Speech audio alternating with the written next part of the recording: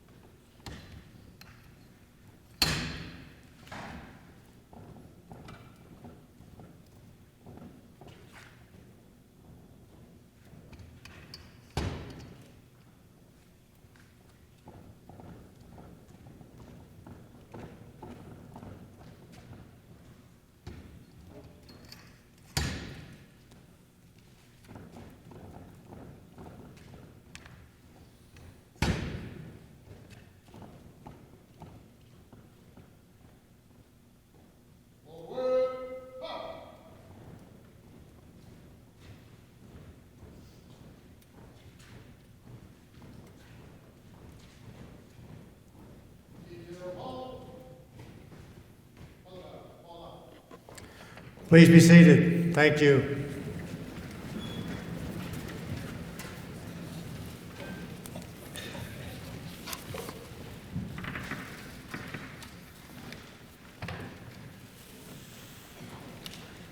At this time, please help me give a warm welcome to the president of the Muskegon Community College, Dr. Dale Nesberry.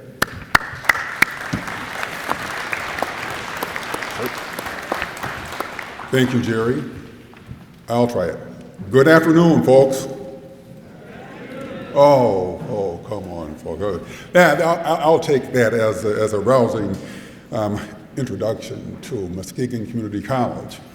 Now, just a preface, in the United States, Memorial Day and Veterans Day are annual federal holidays used to commemorate the lives of soldiers and others who have served in the armed forces. Memorial Day commemorates those men and women who died serving in the United States Armed Forces, while Veterans Day honors everyone who has served in the United States Armed Forces, not only those who have passed. Now, as the proud son of a World War II Army veteran, and on behalf of the Board of Trustees, the faculty, the staff, and the 7,000 plus students of Muskegon Community College, it is my honor to welcome each and every one of you to this event on our campus this week commemorating Veterans Day 2019.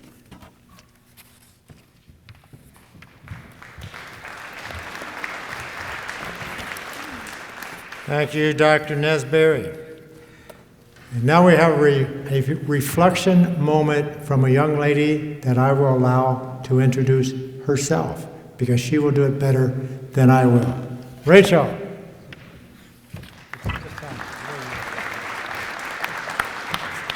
Good afternoon. My name is Rachel Stewart. I am the Alumni and Donor Relations Manager here at Muskegon Community College. For the last 100 years, we have celebrated our veterans on this day, many of whom are our own Muskegon Community College alumni. At the end of World War I, many thought many of these soldiers had fought the war to end all wars. But as history proved, we still needed our soldiers, Marines, sailors, airmen, and Coast Guard. We are here to celebrate the strength, courage, and dedication of our veterans who shaped the world for lasting peace. On Veterans Day, we stop in silence to pay tribute to the heroes of the battlefield who never see themselves as heroes. To that I say, we owe our veterans more than our silence, our memories, our thanks. In the words of President Kennedy, as we express our gratitude, we must never forget that the highest appreciation is not to utter words, but to live by them. When we think of how much our veterans and their families have done for our nation, how do we honor their sacrifice? How do we celebrate their service? How do we support them as students? I encourage you to see the strength of our veterans and their families and look for ways to honor them. Let your words bring forth action. Think of their service and their sacrifice. Don't just say thank you to our veterans, show it. All right, thank you.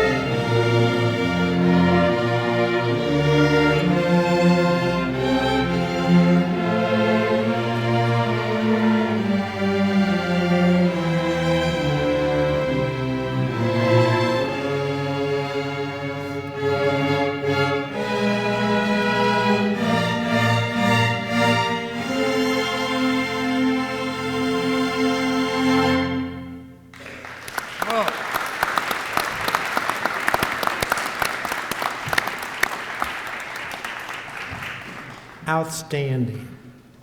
I mean that. Tipping. Outstanding. Whoa. Now we will hear from Andrew Worcester, an MCC student and military veteran. Worcester is U.S. Army specialist who served as a medic in Afghanistan. You may recognize him from recent MCC billboards, commercials, and marketing material. Please welcome Andrew Worcester.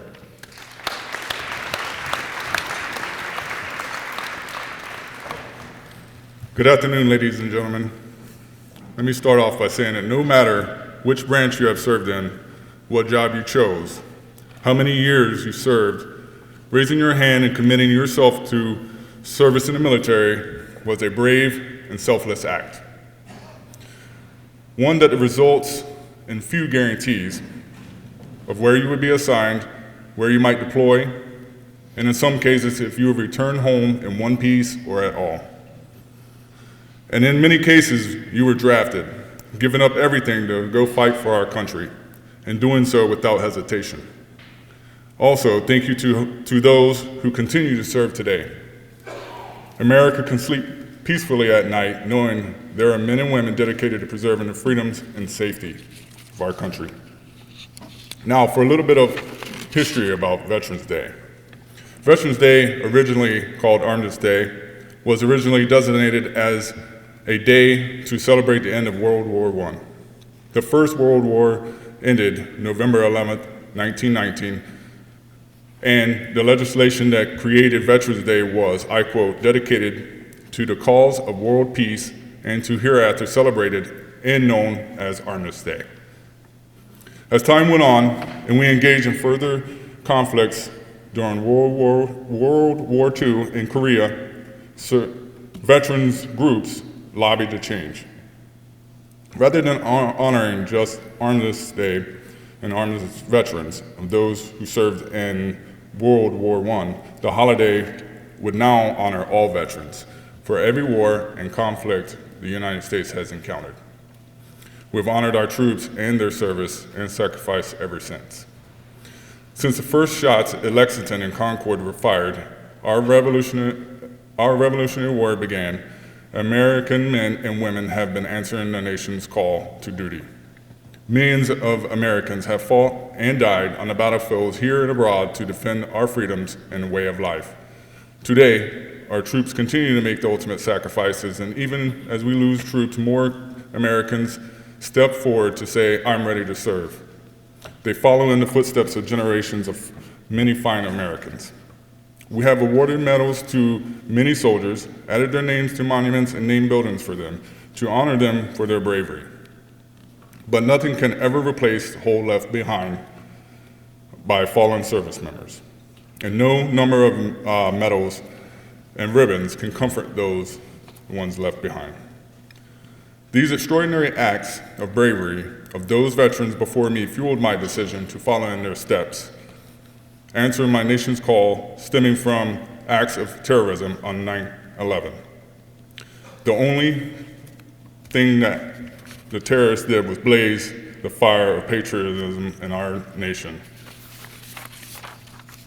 Bravery that I've seen firsthand on many missions, but most memorable on August 8, 2012, in Asadabad, Kunar province in Afghanistan. This day, we encountered 2 suicide bombers who cowardly attacked our soldiers, leaving 4 of our brothers KIA and many others wounded. I, being one of the medics on the objective, treated the wounded and later riding with the KIA on evac alone to comfort my fallen brothers. Memories that will never leave me. Captain Florent Goldberg received the Medal of Honor for his actions that day by tackling down one of the suicide bombers and led to the preservation of many of our soldiers' lives. But coming home from combat deployments is not the hardest thing to do as a veteran. The mere fact of coming home and using a real bathroom versus an ammo crate and a hole in the ground has its perks. The hardest thing to do is being normal after living in an abnormal environment and experiencing abnormal realities. I apologize, but I have to address something that's dear and near to my heart, so bear with me. The invisible battles we fight as veterans is overwhelming. It must be a priority to help each other fight the psychological warfare that continues to take lives of men and women. Many of my closest friends have fallen because of PTSD. Many of you in here may be feeling symptoms of PTSD. I'm here to remind you to call your QRF. Also known as your Quick Reaction Force. We are here to help. We have been through hell and back, so I ask you for you to help me help each other. Help MCC's Veteran Student Organization to give veterans a safe place to get help or get resources. Thank you for allowing me to address that issue. This has been an amazing opportunity to speak to you today. Enjoy the meals, discounts, but keep those in mind that could not be here. Celebrate their lives and have fun. MCC and all those involved, thank you for hosting this event. I am blessed and grateful. Thank you for attending today. God bless you, your families, God bless our troops, and God bless America.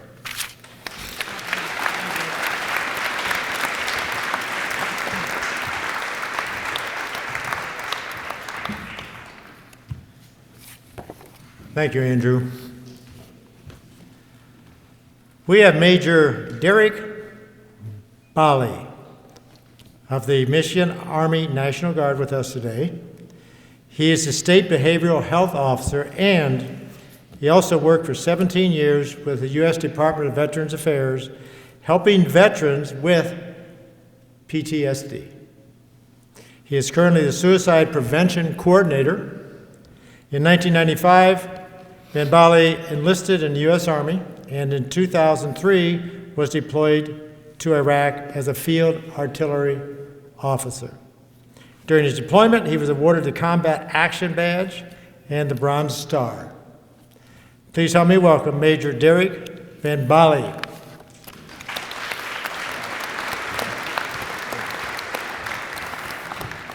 All right. Good afternoon, ladies and gentlemen. Andrew, well done, sir. Thank you. First and foremost, I'd like to begin today by recognizing all of us who have served as part of the great brotherhood and sisterhood of the U.S. military. It's a selfless service and sacrifice that few who haven't put on the uniform can truly understand. So if we could please just take a second to give all the veterans in the audience a round of applause, we'd like to appreciate that. Can we give them a round of applause, please? Thank you.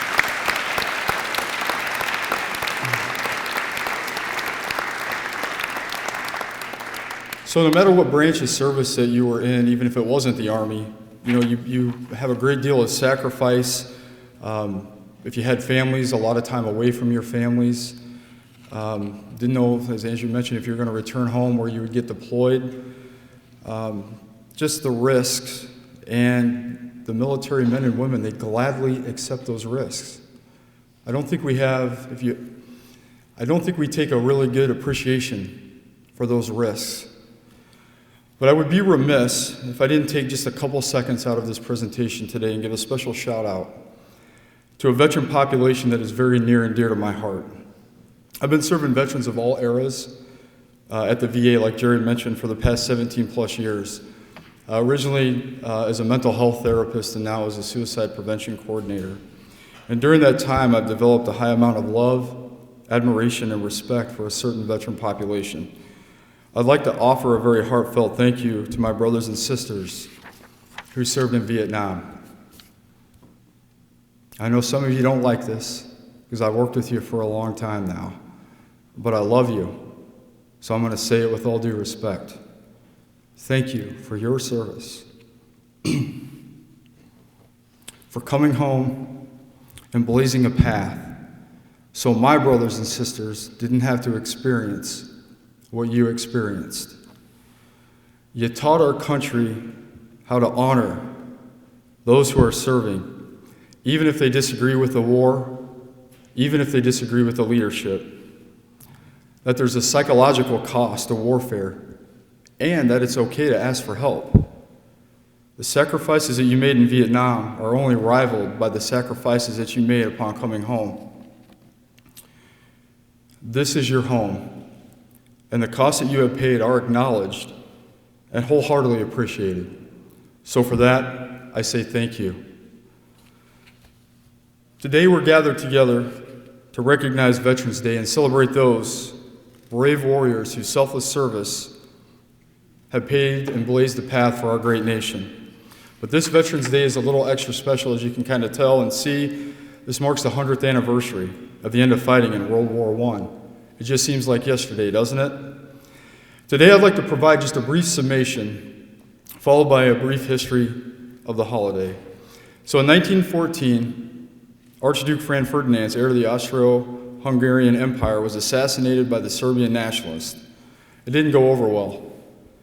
Not well at all. Many countries blamed Serbia for the assassination, and this set the stage for the largest full-scale war the world had ever witnessed up to that point. Austria-Hungary blamed Serbia for the attack, and the mighty Russians supported Serbia, while Austria-Hungary sought an alliance with Germany. Peace was held in Europe during this time by national alliances, but soon as one of those countries declared war on another one, it was like a domino effect, and the alliance would soon collapse. And it did. On July 28, 1914, Austria-Hungary declared war on Serbia, and so entered the major players. Within 1 week, Russia, Belgium, France, Great Britain, and Serbia formed what was called the Allies. They lined up against Austria-Hungary, the Ottoman Empire, which comprised of the area of present-day Turkey, Iraq, Iran, Kuwait, and many others, and Germany, and formed the Central Powers. World War I was off and running. New technology like machine guns, air power, and tanks meant more carnage on the battlefield, and a lot of the fighting was still done in what was called trench warfare. Germany used a western front, invading France through Belgium, and confronting Russia on an eastern front. Where's the United States? That's a great question. When the fighting broke out in 1914, we adopted a policy of neutrality. So we did business with both sides while the fighting was going on. However, in May 1915, German U-boats sank several passenger liners, to including a British one named the Lusitania, killing several hundred American passengers. February 1917, Congress passed a $250 million arms appropriation bill. This would make the U.S. ready for war.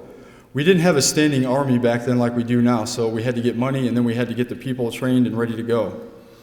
Between February and the end of May 1917, Germany attacked 4 more U.S. ships and sank them. On April 2nd, 1917, President Wilson appeared before Congress and called for a declaration of war against Germany. This worked out well for the Allies because at the same time there was instability in Russia, and Russia kind of backed out of the war. They had what was called the Russian Revolution with Lenin and the Bolsheviks, which eventually led to the formation of the Soviet Union.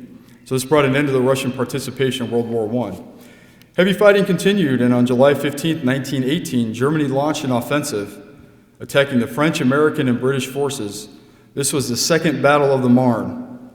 The historic 3rd Infantry Division, the Rock of the Marne, earned distinction during this battle. The Second Battle of the Marne turned the tide of war decisively for the Allies.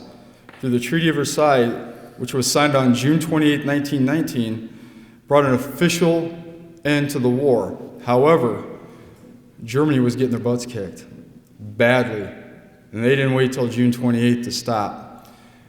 So on the 11th hour, on the 11th day, in the 11th month, they called for an end to the fighting. It's supposed to be, as mentioned earlier, a war to end all wars. In November of 1919, President Woodrow Wilson proclaimed November 11th as Armistice Day. It's supposed to be a celebration of parades to honor World War I veterans. Public meetings and parades, and a suspension of business starting at 11 o'clock in the morning.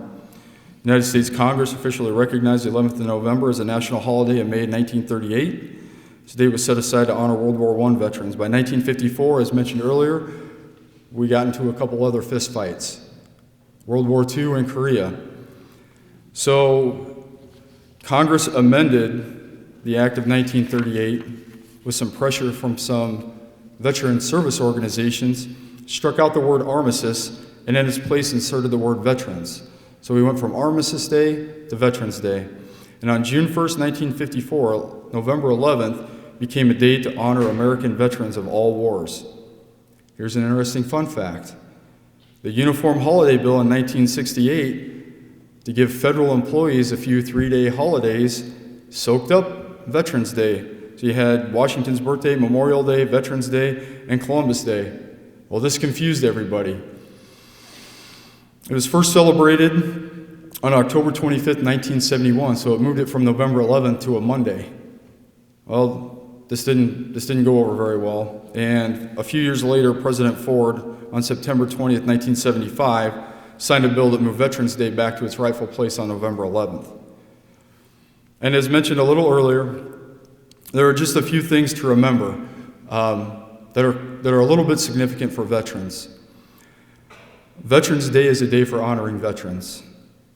Armed Forces Day is a day to pay homage to those still serving in the military. Memorial Day is a day of remembrance for those brave warriors who are no longer with us. So if you're out and about and you see a veteran today, thank them for their service, and if they're willing to tell you their story, take a chair and take a listen. You know, these are our nation's treasures. They really, truly are. I just want to thank you so much for giving me a minute of your time. Please enjoy this day. You know, we are a great country because of our veteran service. Thank you and God bless.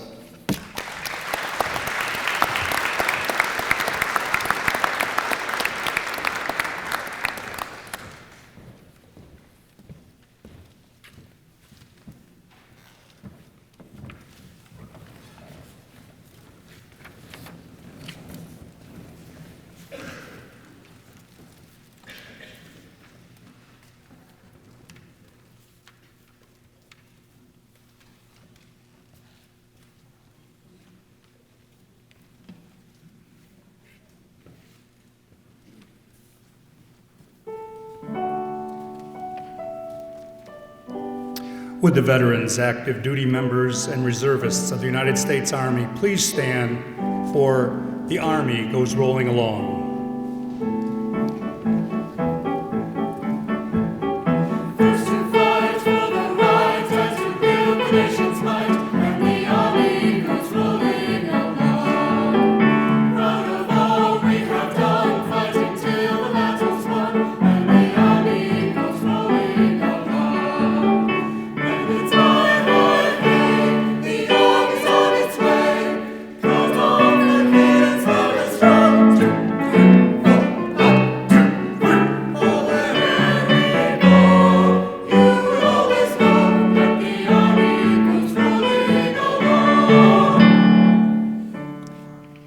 Would the veterans, active duty members, and reservists of the United States Marine Corps please stand for the Marines hymn.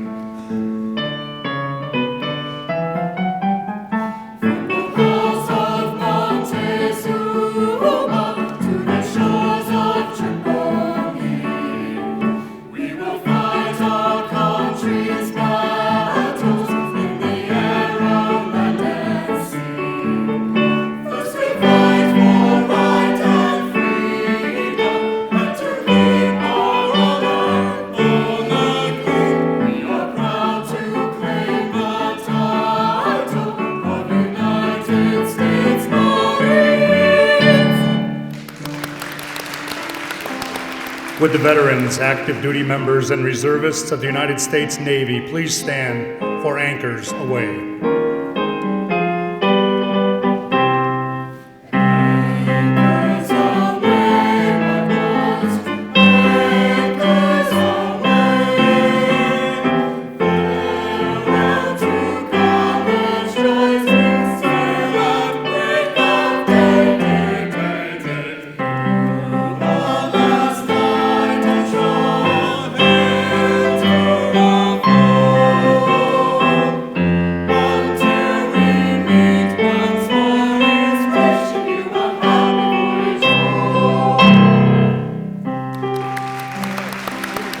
Would the veterans, active duty members, and reservists of the United States Air Force please stand for the U.S. Air Force song.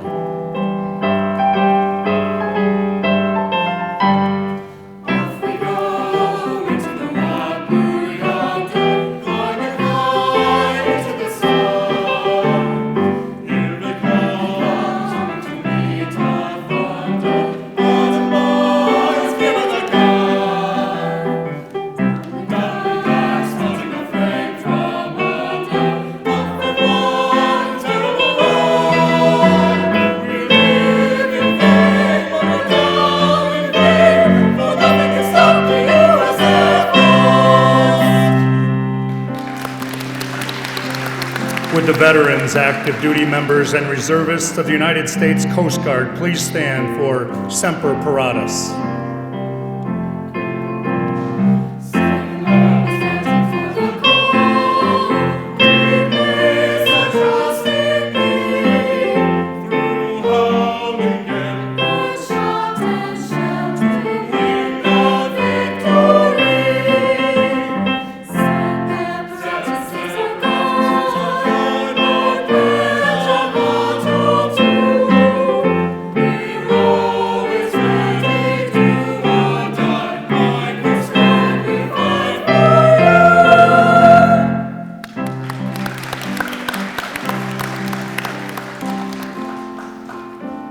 Thank you all for your service.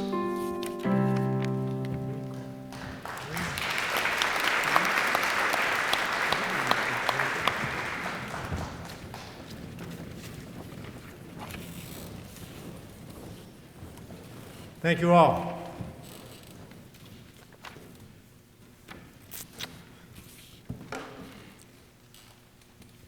Please join me for a moment of silence, followed by a 21-gun salute that will be immediately followed by taps. Taps will be in honor of the American men and women of armed forces who have given their all, sacrificed their life, their utter life, to protect our great nation. So begin with a moment of silence beginning now.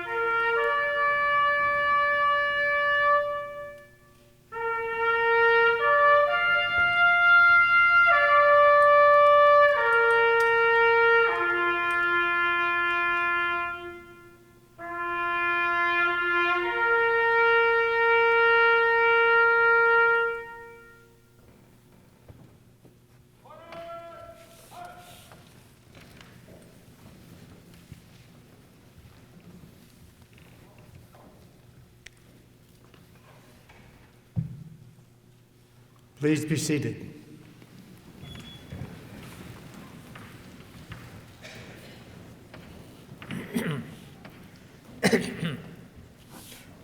In 2006, Justin Pelham was serving in the U.S. Army National Guard in Iraq when he was seriously injured by an IED explosion. He is an MCC alumnus and Lakeshore Chamber of Commerce Communications Specialist. Justin is with us today to acknowledge the specialty of the 100th day anniversary of Veterans Day. Please help me welcome Justin Pelham.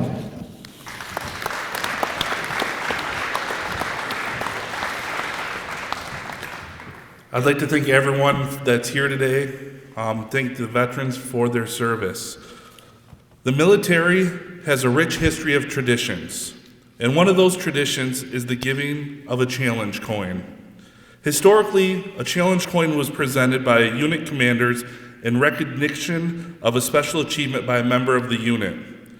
In my own personal experience, as a wounded veteran lying in the hospital at Walter Reed, I was given challenge coins by those who were higher ranked than me as a sign of honor and respect. Today, Muskegon Community College wants to acknowledge each and every veteran's commitment and sacrifice by giving each veteran in attendance today a commemorative challenge coin honoring the 100 years of Veterans Day. Following today's ceremony, please make your way down to the gymnasium floor where you'll receive a thank you from the Muskegon Community College and your challenge coin. Thank you. Thank you.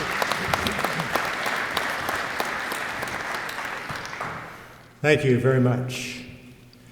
As we near the end of our program, it is important to acknowledge how much it means that each of you are here today, that you've chosen to take some time out of your day to be with us to honor the veterans of America. Without you, the celebration would be not as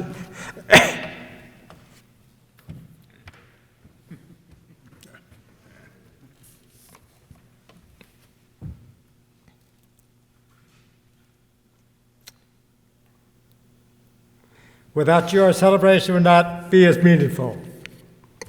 The Veterans Day Planning Committee would also like to thank a special thanks to Provost, Executive Vice President of Muskegon Community College, Dr. John Zellman. And because it was John Zellman's encouragement and leadership years ago that our local veterans organization, led by retired Air Force Lieutenant Colonel Roger Knopp, that we were able to collaborate and provide this indoor ceremony for community and students.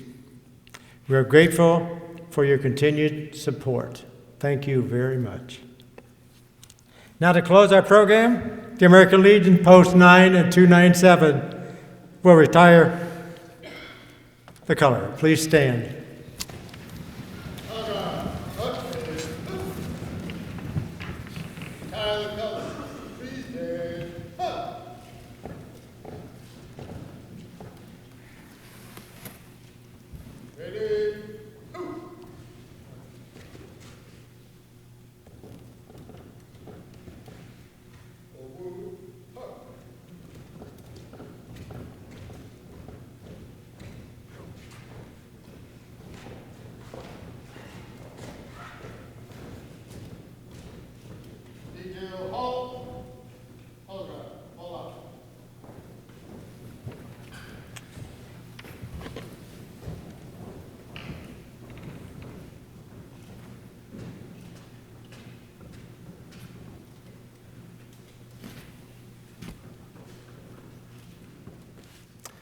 Thank you all for coming. That concludes our program, and as mentioned earlier, there are refreshments for you.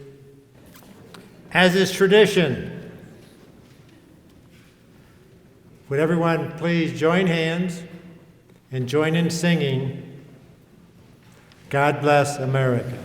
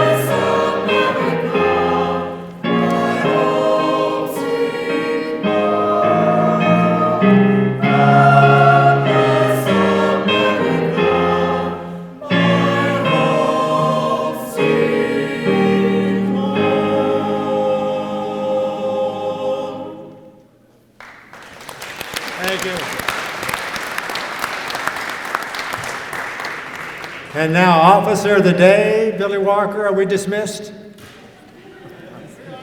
I'll dismiss, thank you.